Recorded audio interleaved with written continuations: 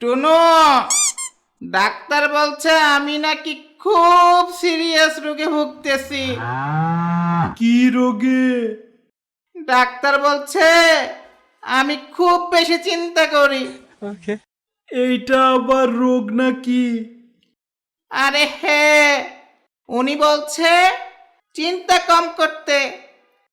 তাহলে চিন্তা করিস না। আরে এইটাই তো সমস্যা। এখন আমি চিন্তা করছি, চিন্তা না করলে কি হবে? কি হবে? যদি চিন্তা না করি তাহলে আমি কি নিয়ে চিন্তা করব? সেটা নিয়েই তো চিন্তা সরে যাবে। ডাক্তার ঠিকই বলেছে, তুই রুগী না, তুই সমস্যা। তবে রে তুই দাঁড়া, তোরে দেখাচ্ছি মজা।